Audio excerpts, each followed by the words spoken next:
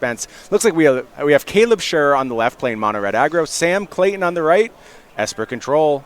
We see Caleb Scherer playing the 1-drop right off the bat. Fanatical Firebrand getting in there for some damage. Sam's going to respond with a Search for Azcanta. Caleb's list about what you would expect from this archetype. No runaway Steamkins, but is playing Goblin Chain Whirler.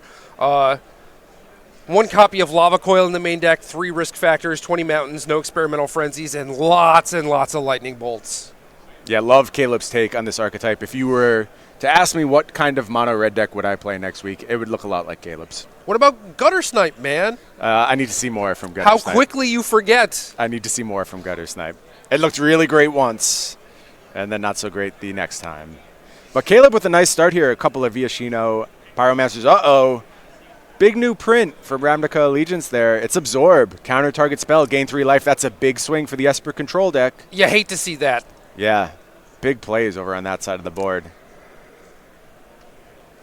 Sam with 3 copies of Absorb in the deck. Very conscious of this mono-red matchup. Caleb still getting the damage through, though. Another Viashino Pyromancer. This one's going to be syncopated.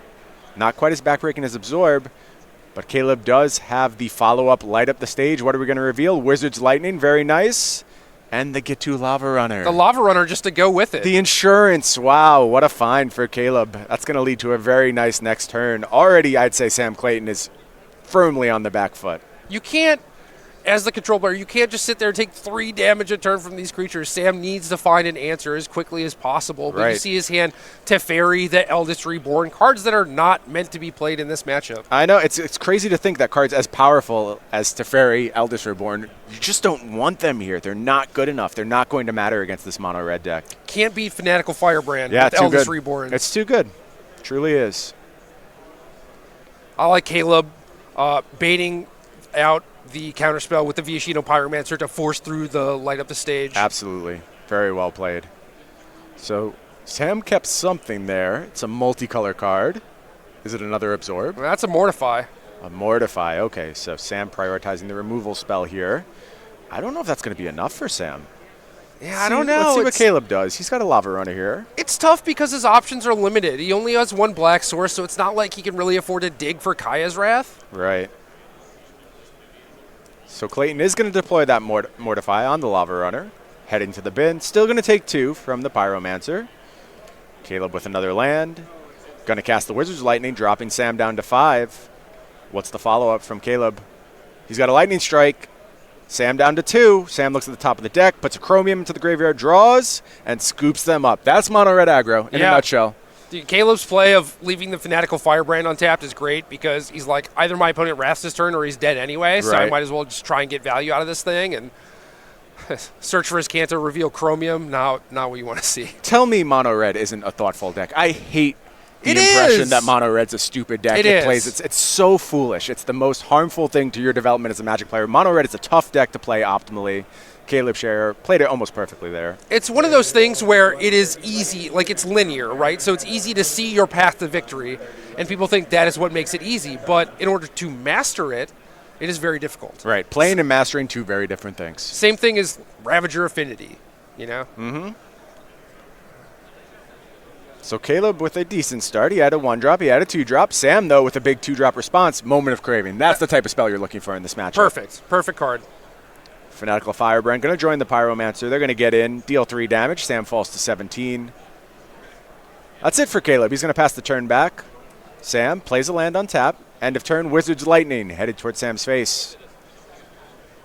Sam's going to go with a Vraska's Contempt on the Viashino Pyromancer. I mean, it's a net of only -1. He should fall to 16. There you go.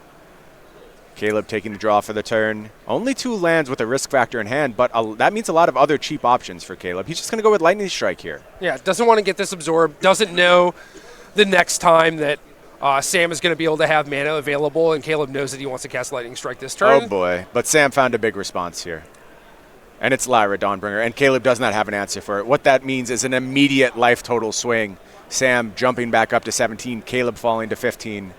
This card cannot remain on the board if Caleb's going to win. We see a 3rd Lava Runner, Fanatical Firebrand. This is a big attack, but there's a Vraska's Contempt to blunt it somewhat. Yeah, and at this point, Sam just wants to race. Yep, Sam's falling to 12. I think he's okay with that because he's going right back up to 17. Things not looking great for Caleb. Spent a tremendous amount of resources, got nowhere. Yeah, Caleb needs to pick up another land, and well, I guess the two firebrands can potentially take out the Lyra. So yeah, there's the land. Here come the attack with the lava runners. There's the lightning strike. Here's firebrands. There goes Lyra. Okay, Caleb is back in this. Only 2 cards in hand. Was that another Vraska's Contempt, I believe? Yep, Contempt in a land. Okay, so there's the Contempt.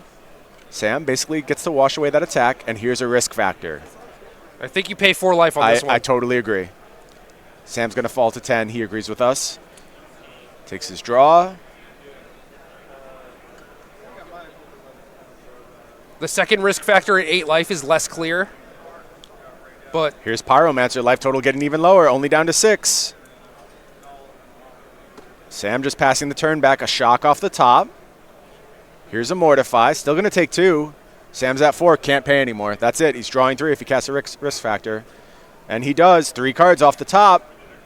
Things looking very dangerous for Sam, very good for Caleb. Passes the turn back. All gas for Caleb. This might be it for Sam. I think he is very afraid of this attack. Looks like he has Cast Down. Here's a Firebrand. Here's another Firebrand. Here's a Shock. You go to 2.